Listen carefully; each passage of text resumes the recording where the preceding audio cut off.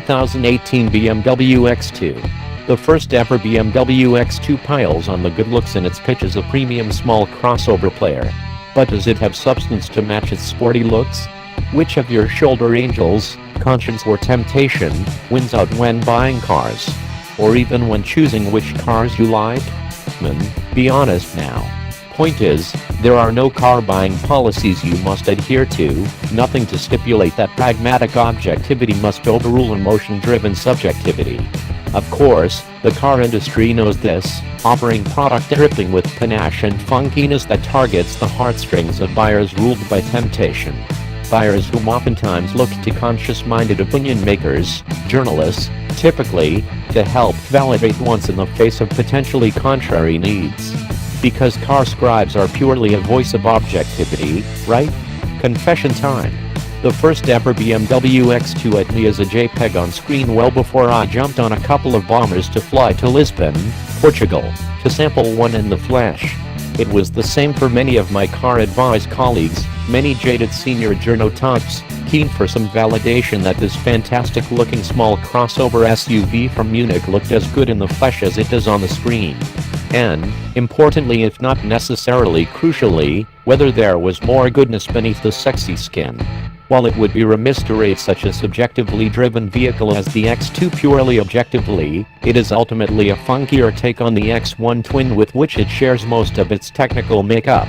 The framework upon which the newcomer is built is SUV. The X2 is 69 mm, shorter and 72 mm, lower by fair margins, and is fractionally 3 mm wider and, combined, is noticeably sleeker in proportions to the X1 despite sharing the same wheelbase and track measurements.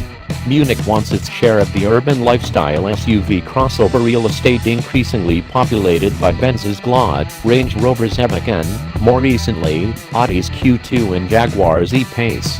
A place where, comparatively, X1 is a little too conventional. Frankly, the X2 badge had to fit this seductive new design, creative license with coupe designation be damned. The X2, with 470L, does lose 35 liters of cargo space to the X1, 505L, which has much more to do with its shorter rear overhang, on identical wheelbase, and generally uncompromised route to accommodation than it does anything to do with the no it's not a coupe roofline. The rear seating also offers proper 40 hours, 20 minutes, and 40 seconds split fold flexibility.